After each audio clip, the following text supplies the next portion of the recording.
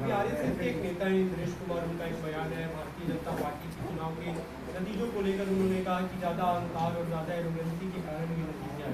कैसे देखते हैं आप?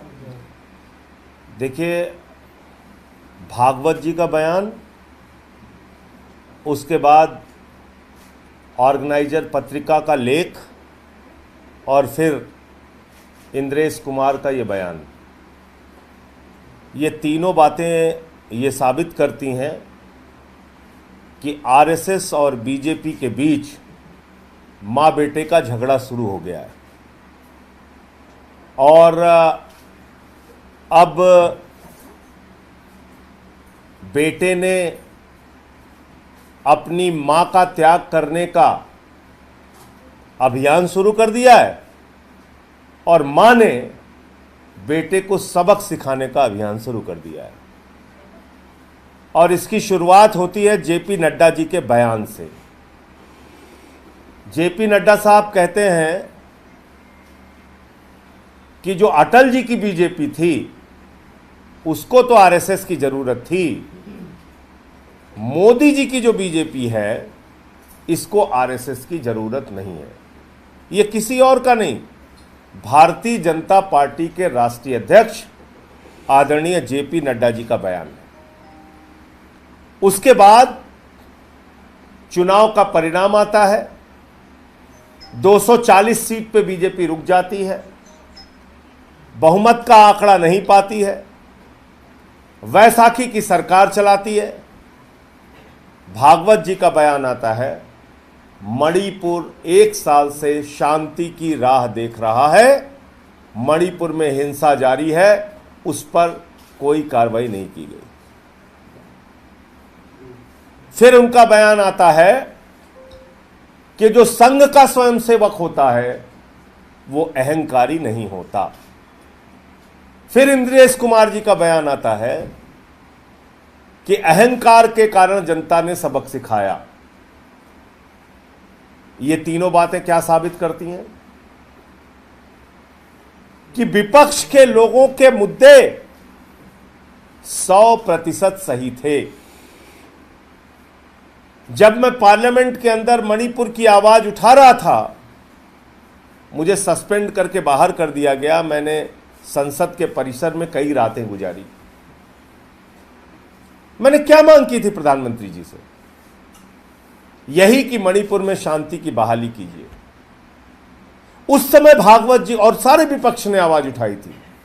उस समय शायद अगर भागवत जी बोलते तो सरकार को या तो सचेत होना पड़ता, कार्रवाई करनी पड़ती, या फिर आज जो 240 का परिणाम आया है यह परिणाम और कम आता।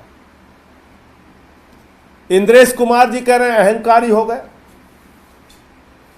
अरे भाई, अहंकार के एक नहीं कई लक्षण आपको दिखे सामने।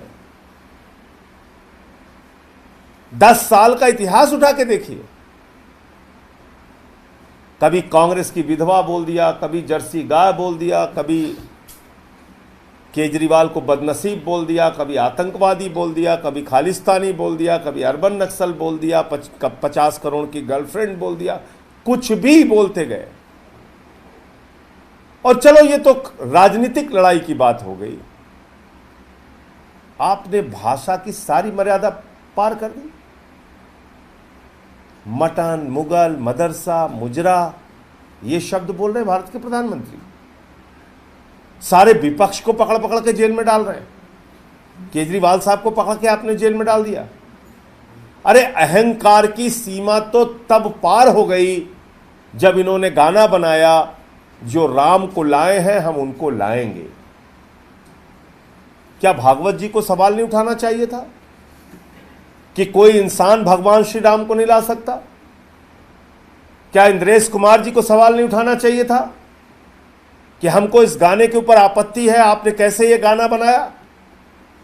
क्या वो पोस्टर आरएसएस और बीजेपी के लोगों को नहीं दिखा जिसमें मोदी जी की तस्वीर तो इतनी बड़ी है, वो बड़े भगवान बन गए हैं, और श्री राम जी की तस्वीर एकदम से छोटी है, हाथ पकड़ के उनको लेके जा रहे हैं?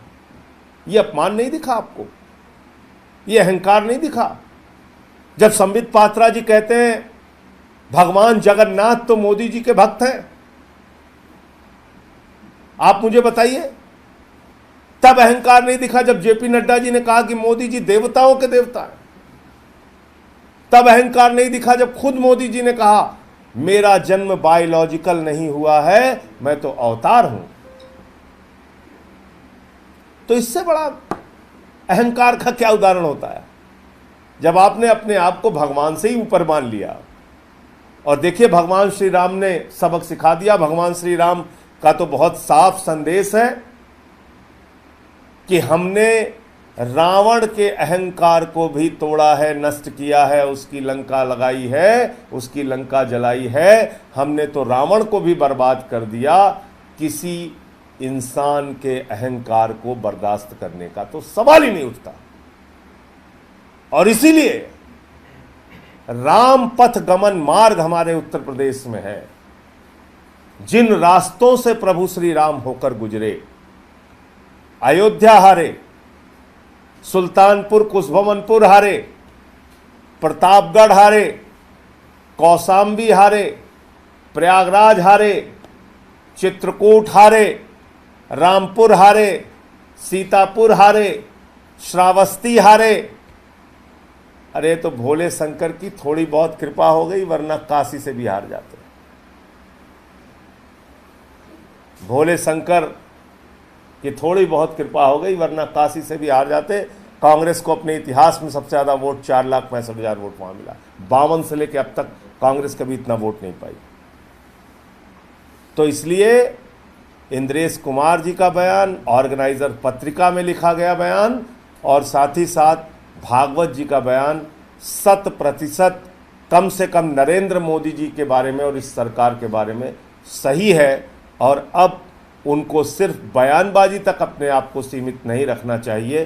जो स्वयंसेवक बीजेपी के साथ हैं, जो स्वयंसेवक इस अहंकार को बर्दाश्त कर रहे हैं, जो स्वयंसेवक बीजेपी की सरकार में हैं, उनसे अपील करें कि नरेंद्र मोदी के विरोध में वो सामने आकर बोलें।